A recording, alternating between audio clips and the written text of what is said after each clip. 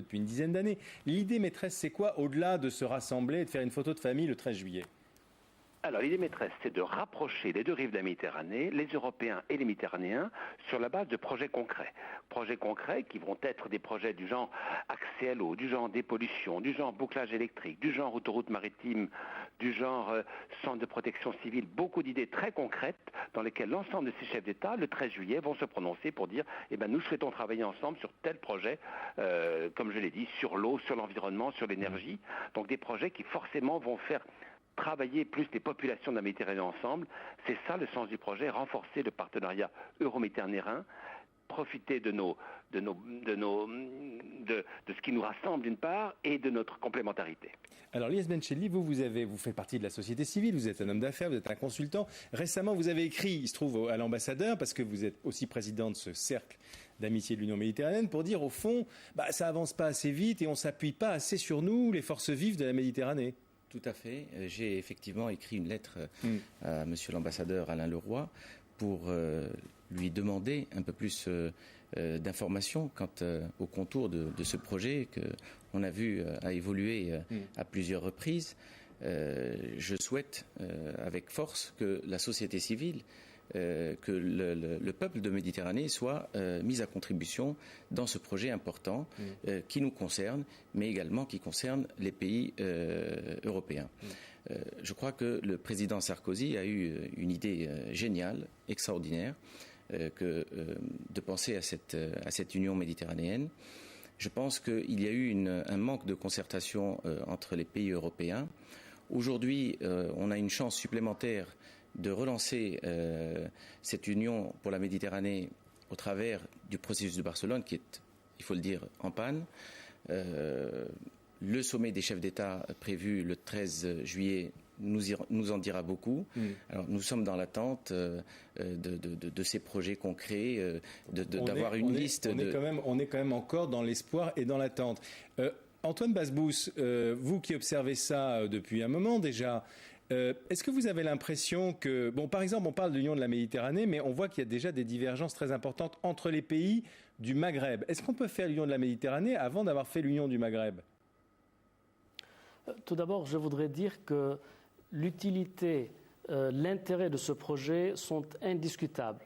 Il y va de la prospérité, de la stabilité, de la croissance des peuples de la Méditerranée, qu'il s'agisse des peuples du nord, du sud ou de l'est de la Méditerranée. Quant à la mise en place de ce projet, je suis un peu sceptique. Je m'interroge, est-ce qu'on aurait pu faire l'Europe avec le différend franco-allemand ? Non, il a fallu aplanir le différend politique entre la France et l'Allemagne hérité de la Deuxième Guerre mondiale avant de lancer et de réussir l'Europe 50 ans après. Donc, il faudrait quand même trouver le moyen de surmonter ce blocage politique qui peut paralyser l'Union pour la Méditerranée, blocage qui se situe à l'est entre les Turcs et les Chypriotes, entre les Israéliens et les Arabes, et au sud entre les Marocains et les Algériens, notamment pour le Sahara occidental. Il n'y a pas de possibilité de réussir cette coopération indiscutable qui est vraiment très utile sans pouvoir surmonter ces obstacles politiques. C'est la raison pour laquelle, d'ailleurs, le processus... Les pays du Sud et de l'Est ne coopèrent pas entre eux pour avancer. Ce qui est la raison pour laquelle, précisément, le processus de Barcelone est en panne. Alain Leroy, vous pouvez répondre à cette interrogation d'Antoine Basbous ? La politique d'abord. Elle est évidemment justifiée. On sait bien que le principal obstacle de la région, selon les conflits, est en premier le conflit israélo-palestinien. Et c'est pour ça que la France en particulier continue à redoubler d'efforts. Vous avez vu la conférence sur l'État palestinien en décembre qui a rassemblé 7 milliards d'euros pour aider à lancer cet État palestinien qui est évidemment fondamental. En même temps, nous disons, nous ne pouvons pas attendre que ce conflit soit réglé pour faire des projets, pour faire travailler les populations ensemble. Donc nous menons les deux opérations parallèlement, à la fois l'action diplomatique, avec bien sûr le quartet, mais également cette action économique en complément. Et pour répondre également à M. Benchelli, je comprends tout à fait son interrogation, et j'ajoute que ne serait-ce que dans les entreprises, demain on va avoir toutes les entreprises, le MEDEF français, le président du patronat tunisien, mais comme on l'a vu en Algérie, comme on l'a vu au Maroc, comme on l'a vu en Égypte, les entreprises se mobilisent. Autre aspect de la société civile, les collectivités locales. Le 22 et 23 juin à Marseille, grand forum de toutes les collectivités locales de toute la Méditerranée. À nouveau, 3-4 juillet à Marseille, forum de toutes les grandes fédérations des entreprises de la Méditerranée. Par ailleurs, les associations de plus nombreuses se mobilisent. Je sais bien que ça ne sera jamais suffisant, mais je crois que c'est un projet d'abord qui n'est plus seulement français, qui est européen et méditerranéen, et ensuite qui mobilise deux couches de plus en plus importantes de la société civile. Alors, vous avez dit, Alain Leroy, vous avez parlé du conflit israélo-palestinien, c'est vrai qu'on l'aborde souvent, mais ce n'est pas le seul conflit. Antoine Basbous parlait de la question du Sahara. Il y a aussi des divergences entre pays du Maghreb, par exemple sur l'immigration. Et là, aujourd'hui, c'est très intéressant parce que la France va signer, ou a même déjà peut-être d'ailleurs déjà signé un protocole d'accord sur la question avec la Tunisie, où la Tunisie s'engage à restreindre le flux d'immigration, alors que l'Algérie, par exemple, elle demande la libre circulation des personnes dans l'Union méditerranéenne. C'est une divergence fondamentale. Oui, mais ça n'empêche pas que l'Union pour la Méditerranée ne va pas tout régler. Il y a des accords bilatéraux. Ça va être signé dans une demi-heure, cet accord de gestion des flux migratoires entre la France et la Tunisie. C'est en discussion avec le Maroc, l'Algérie. Il y a eu des accords qui ont été signés, comme vous le savez, dans d'autres pays comme le Sénégal. En même temps, l'Union pour la Méditerranée a pour vocation de développer la coopération régionale, mais n'efface en rien les relations bilatérales entre chacun de ces pays et la France d'une part, et entre chacun de ces pays et l'Union européenne d'autre part. Kamel Asman, peut-être que vous pouvez dire un mot là-dessus, puisque vous êtes algérien. Je sais bien qu'ici, on n'a pas sa carte d'identité. Hein. Tout le monde essaie de réfléchir à l'idée de l'Union pour la Méditerranée. Mais il y a des désaccords quand même entre les pays du Maghreb, des désaccords sérieux. À l'heure qu'il est, par exemple, est-ce que vous pensez que l'Algérie est dedans et dans l'Union méditerranéenne ? Effectivement, il y a des accords. Et donc, moi, ce qui m'inquiète peut-être dans ce projet, c'est que j'ai l'impression d'ignorer les sujets, c'est-à-dire qu'on voudrait ignorer et mettre de côté les sujets qui fâchent.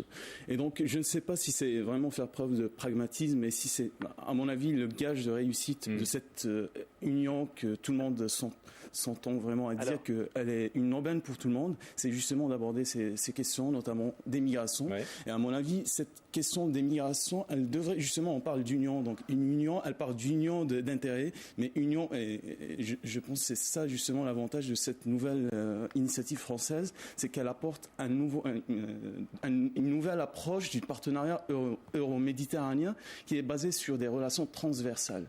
Et un partenariat d'égal à égal. Et donc, justement, appliquons cette approche dans la politique des migrations.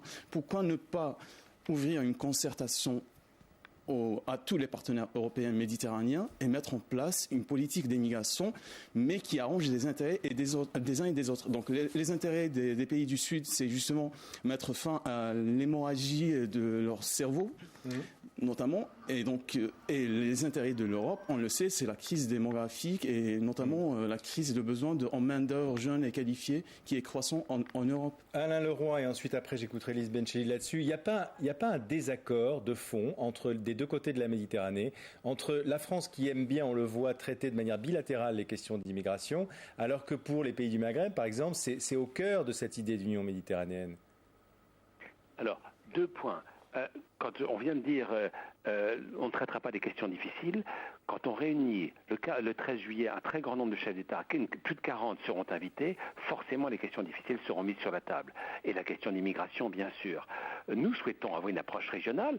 Si les pays du Maghreb souhaitent avoir des approches différenciées, nous sommes tout à fait d'accord. Ce sont plutôt eux qui demandent des approches différenciées sur ce point-là, plutôt qu'une approche régionale. L'approche du Maroc, de l'Algérie et de la Tunisie sur la question des migrations est différente. Ils préfèrent des accords bilatéraux.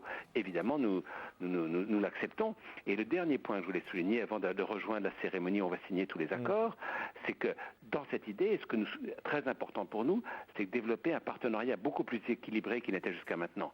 Au lieu que ce soit l'Union européenne qui pilote la totalité, nous souhaitons, au contraire, et c'est ça que nous dit beaucoup les pays du Sud, nous souhaitons qu'ils aient autant que possible la même voie, que chaque pays ait la même voie, qu'il soit du Nord ou du Sud, pour qu'ensemble, à travers des projets et à travers, une politique, nous bâtissions un destin commun pour être un peu ambitieux. Alain Leroy, avant de vous laisser partir, une dernière petite question. Après, on continuera la conversation avec nos invités. Est-ce qu'au jour d'aujourd'hui, vous êtes sûr d'avoir tous les représentants au sommet du 13 juillet ? Je veux dire, est-ce qu'on est fin avril ? Est-ce que vous pensez que d'ici le 13 juillet, vous allez convaincre la Syrie, la Libye, le Liban de venir à une réunion internationale avec Israël ? Alors, nous ont déjà confirmé, bien sûr, le Maroc, la Tunisie, l'Algérie.